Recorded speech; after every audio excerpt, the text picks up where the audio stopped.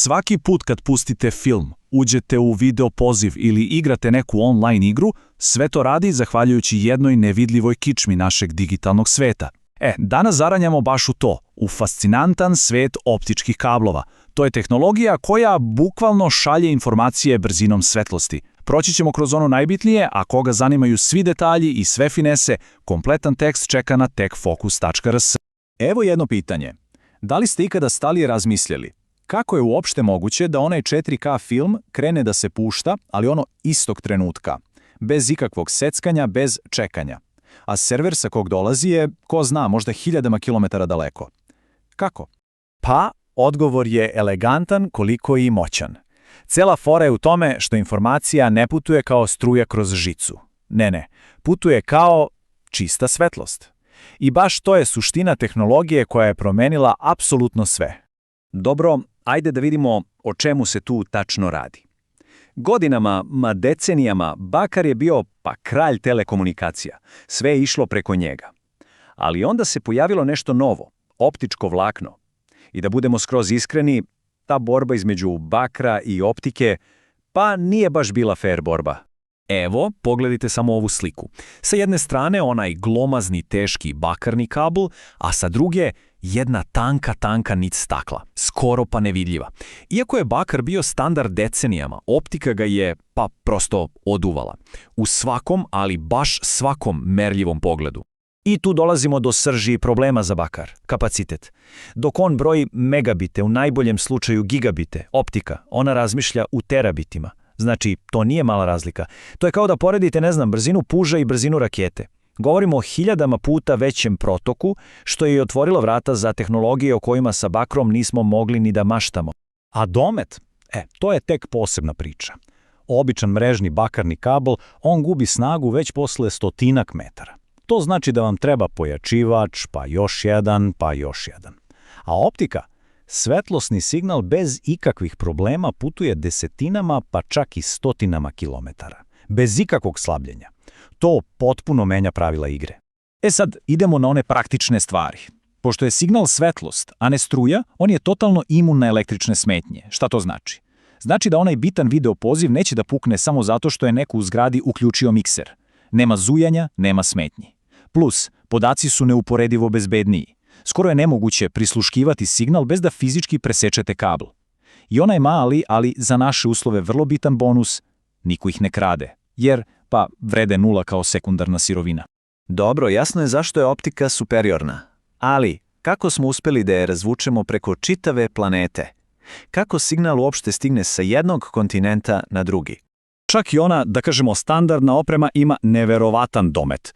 Moduli sa oznakom LR, što mu dođe long range, dobacaju do 10 km. Onda imamo ER ili extended range, to je već 40 km, a ZR ide i do 80. I da ponovim, sve ovo bez jednog jedinog pojačivača. Znači, jednim uređajem možete da povežete 2 grada. A kako prelazimo okeane? Ovako. Na dnu mora leže hiljade i hiljade kilometara optičkih kablova. Tajna je u ovim malim čudima tehnologije. Zovu se EDFA pojačivači.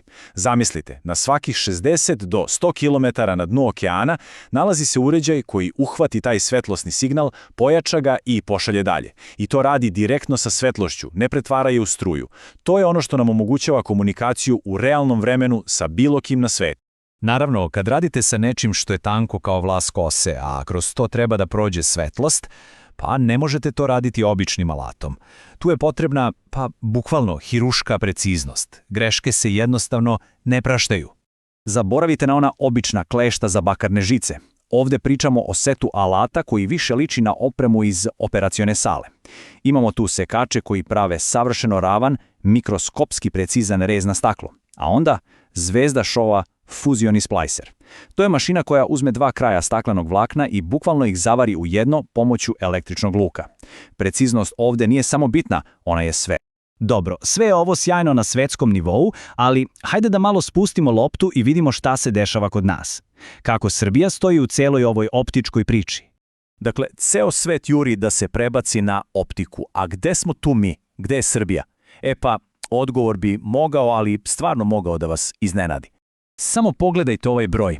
26,48%. U plusu. I ne, nije greška u kucanju. To je godišnji rast broja priključaka optike do kuće, onog pravog FTTH-a, ovdje kod nas u Srbiji. A da stavimo taj broj u neku perspektivu. Zvaničan izveštaj FTTH Saveta Evrope kaže da nas ova stopa rasta stavlja u top 5 najbrže rastućih tržišta u celoj Evropi. Znači, nismo samo neki statisti u ovoj priči. Srbija je zapravo jedan od lidera digitalne transformacije u našem delu sveta. I sad dolazimo do onog najvažnijeg, do poente cele priče. Optika nije samo, znate, brži internet, nije samo nadogradnja. Ona je nešto mnogo više. Ona je temelj, bukvalno temelj za sve što tek dolazi. Razmislite o ovome. 5G mreže, cloud servisi, veštačka inteligencija, sve te stvari o kojima stalno slušamo. Šta im je zajedničko? Pa svima njima trebaju ogromne količine podataka koje se prenose skoro trenutno. A to je jednostavno nemoguće bez guste mreže optičkih kablova. Bez optike sve te tehnologije ostaju samo lepa ideja na papiru. Znači da ponovimo ono ključno. Nije ovdje reč samo o tome da se film brže učita. Daleko od toga. Kapaciteti, brzina i ono skoro nepostojeće kašnjenje kod optike, to nisu samo poboljšanja. To su apsolutni preduslov. Bez toga, inovacije koje će nam definisati budućnost jednostavno se neće desiti. I da zaključimo. Šta smo naučili? Prvo, optika je u svakom pogledu bolja od bakra. Drugo, ona je ključna infrastruktura za budućnost. I treće, Srbija u celoj toj priči ne kaska, već je jedan od predvodnika. Ako nekoga zanimaju detalji, standardi, alati i cela ta dublja priča, sve je objašnjeno u kompletnom tekstu na techfocus.rs.